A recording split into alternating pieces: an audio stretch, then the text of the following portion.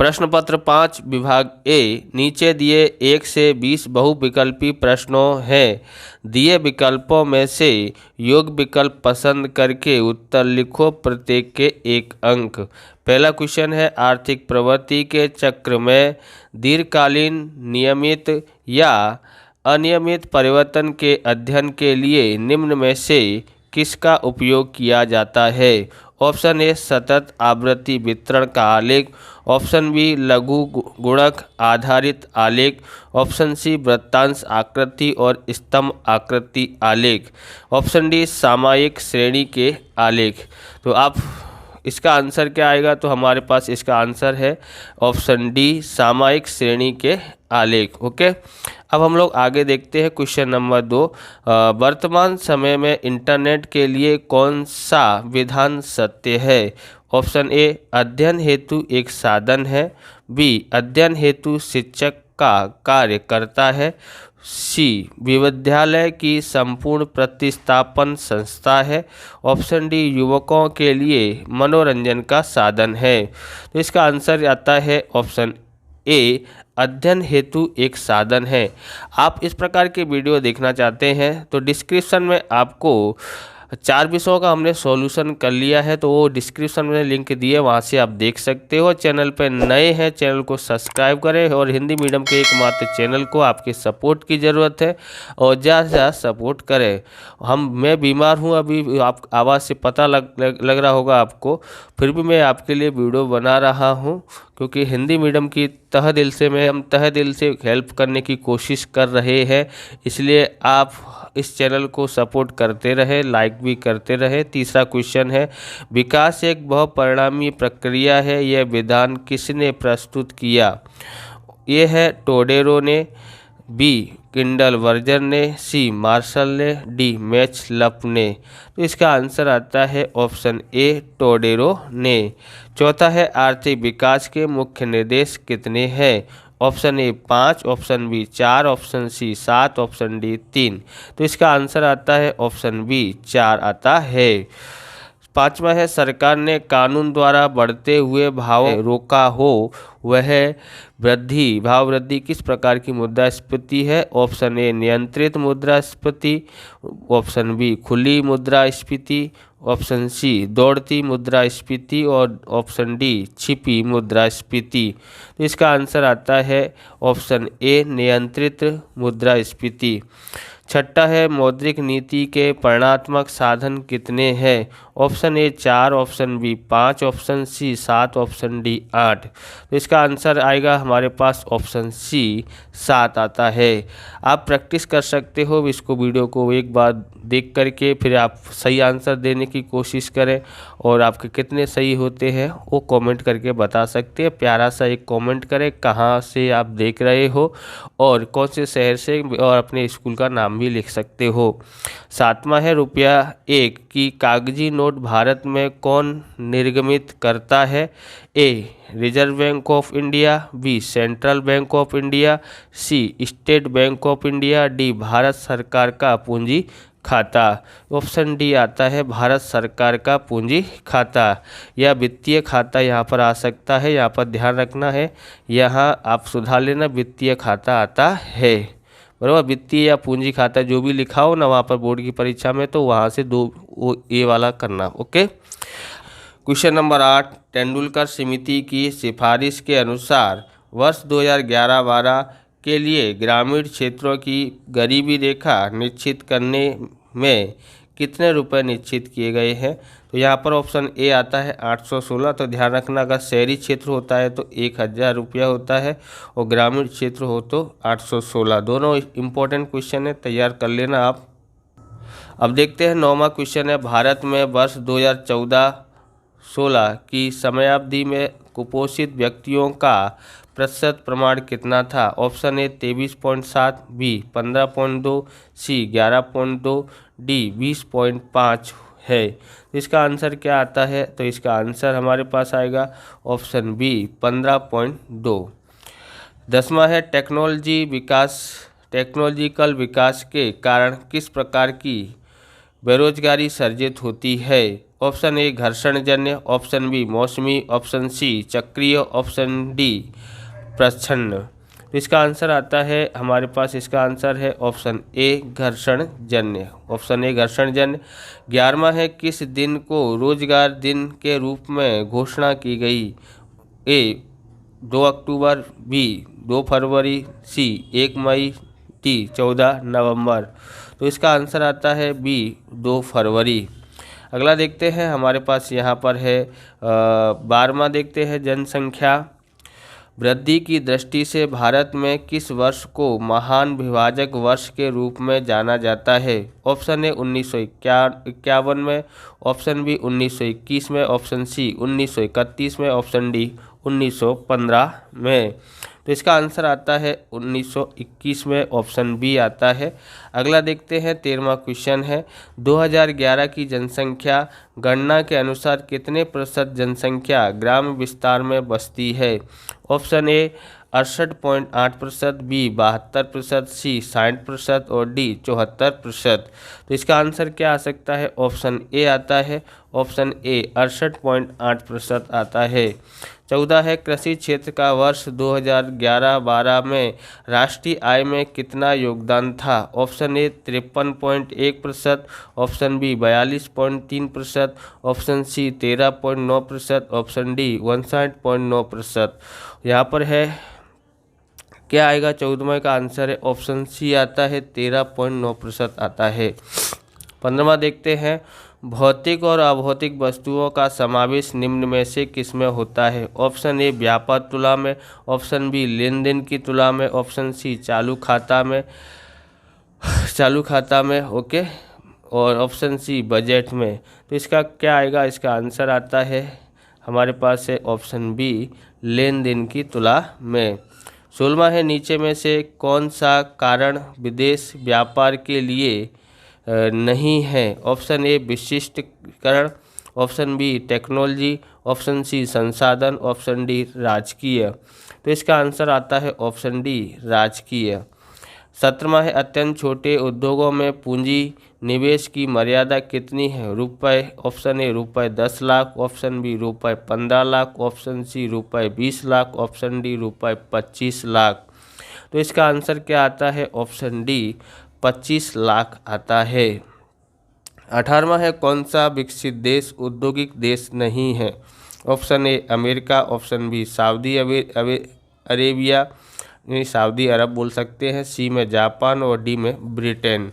D में क्या आएगा? ब्रिटेन।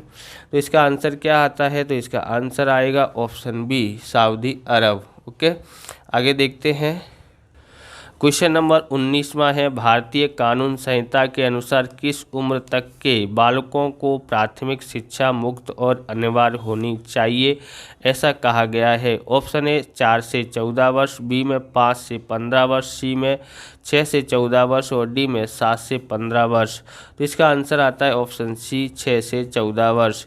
20वां है वर्ष 2011 में भारत में साक्षरता दर कितनी थी? Option A 50%, option B 60%, option C 70%, option D 74.04%। विभाग बी में देखते हैं नीचे दिए 21 से 30 प्रश्नों के उत्तर 1-2 वाक्यों में लिखो, प्रत्येक के 1 अंक। 21वां है मानव को टेक्नोलॉजी किस तरह मदद रूप साबित होती है? उत्तर है सामान्य प्रजा एवं विशेषज्ञों के अपने लिए हमेशा नए नए परिवर्तनों की जानकारी रखना पड़ता है और उसके लिए मानव को टेक्नोलॉजी खूब मदद रूप साबित होती है। 22वां है प्रति व्यक्ति आय अर्थात क्या? ऊंची प्रति व्यक्ति आय क्या सूचित करती है? उत्तर है कुल राष्ट्रीय आय में देश की कुल जनसंख्या का भाग देने से प्राप्त आय को प्रति व्यक्ति आय कहते हैं। ऊंची प्रति व्यक्ति आय जीवन स्तर में सुधार को सूचित करती है। 23वां है रेपो रेट और रिजर्व रेपो रेट अर्थात क्या?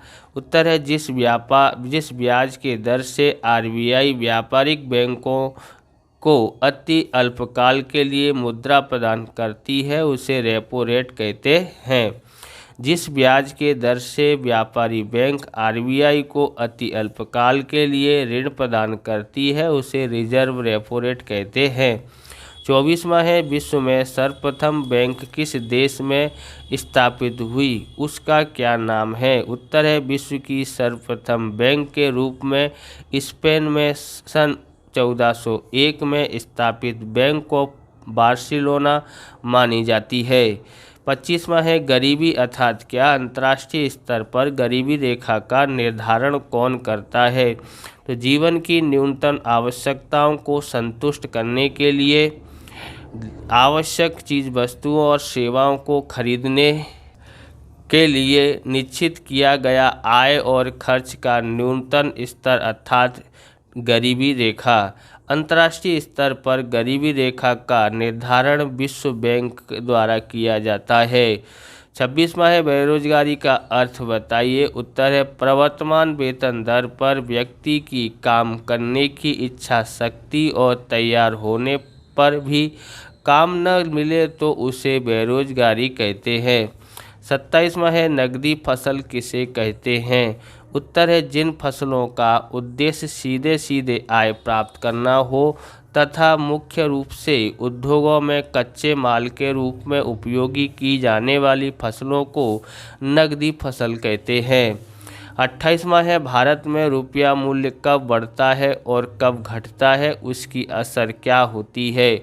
उत्तर है, भारत के लिए विनिमय दर बढ़े और रुपये का मूल्य कम हो तो भारत में आयात होने वाली वस्तु की मांग घटती है और निर्यात बढ़ने लगती है। विदेशी चलन की कीमत ज़्यादा होगी और भारत में रुपया का मूल्य कम होगा।